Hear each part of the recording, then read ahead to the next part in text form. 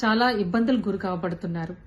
అలాగే చూస్తే ఏ ఒక్క పథకం కూడా అమల్లోకి లేదు. తల్లికి వందనం అన్నారు, నీకు 15,000, నీకు 15,000, నీకు 15,000 అన్నారు. అలా నీకు 15,000 అంటూ ప్రతి ఒక్కరికి ఇస్తే 84 లక్షల మంది పిల్లలకి మొత్తం 13,112 కోట్ల రూపాయలు కావాల్సి ఉంది. కానీ బడ్జెట్లోని దీనికి అరకొరగా కేటాయింపు జరిగింది. దీనివల్ల ఎంతమంది లబ్ధి పొందుతారో ఎవరికీ అర్థం కావట్లేదు. అలాగే ఆడబిడ్డ నిధి కింద ఒక్కొక్కరికి 1,500 రూపాయలు ప్రతి నెల అందాల్సి ఉంది. ప్రతి 15 నుంచి 50 సంవత్సరాలు ఉన్న మహిళకి ఈ ఆడబిడ్డ నిధి కింద డబ్బులు అందాల్సి ఉంది. కానీ ఈ పథకం అమల్లోకి లేకపోవడం వల్ల ఏ ఒక్కరికి ఇది అందుతున్నట్టు దాఖలాలు లేవు. అలాగే విద్యా దీవెన, వస్తు దీవెన ఇవేవి కూడా అమల్లో లేకుండా చేసేశారు. దీపం పథకం కింద 3 సిలిండర్లు ఉచితంగా ఇస్తామన్నారు. ఇప్పటికీ 1 సిలిండర్ ఇచ్చారు 1 సంవత్సరంలోని. ఇంకా మిగతా 2 సిలిండర్లు వస్తాయో రావో ఎవరికీ తెలియదు. ఉచిత బస్సు అన్నారు, దాని ఊసే లేదు.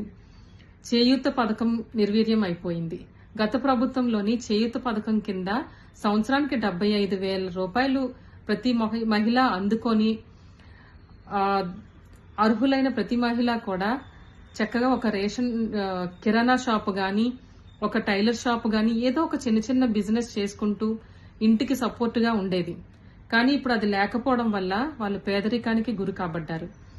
ఆసరా లేదు, రైతు భరోసా అన్నారు. రైతు భరోసా సెంటర్ ఇచ్చిన 6,000 కాకుండా స్టేట్ ఇచ్చే 20,000తో కలిపి 26,000 రూపాయలు రైతు భరోసా కింద ఇస్తామన్నారు. కానీ ఏ ఒక్కరికి ఆ రైతు భరోసా డబ్బులు అందిస్తున్నట్టు ఊసే లేదు.